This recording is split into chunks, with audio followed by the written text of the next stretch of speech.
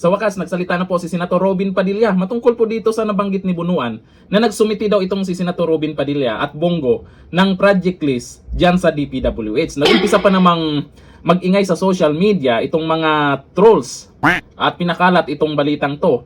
Pero bago natin alamin ang sagot ni Senator Robin Padilla, ito po yung pinapakalat nila. Sa balita po kasi, nakalagay po dyan, Bunuan binanggit sina Senator Bongo at Senator Robin Padilla sa mga nagsumite umano ng project list sa DPWH. Pero ito yung kwento dyan. Binanggit ni dating DPWH Secretary Manuel Bunuan sina Senator Bongo at Senator Robin Padilla bilang kabilang umano sa mga nagsumite ng listahan ng infrastructure projects para sa DPWH Leadership Funds noong 2025. Lumabas ito sa testimonya ni Bunuan sa Sandigan Bayan kaugnay ng malversation case ni dating Senator Bong Revilla.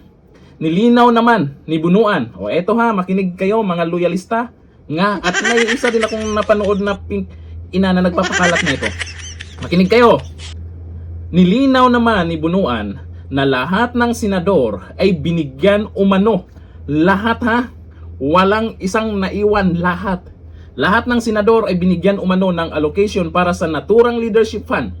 Ang pagsusumite ng project list, nagsumite lang naman, ay hindi sa sarili nito nangangahulugang sangkot sa anumang anomalya sina Go at Padilla. Bakit itong dalawang senador pa talaga? At alam natin, itong dalawang senador na to, sa totoo lang, kahit sino sa dalawang yan, Senator Bongo, Robin Padilla, pag tumakbong Vice President ni BP Sara, wala din silang ipantapat dyan.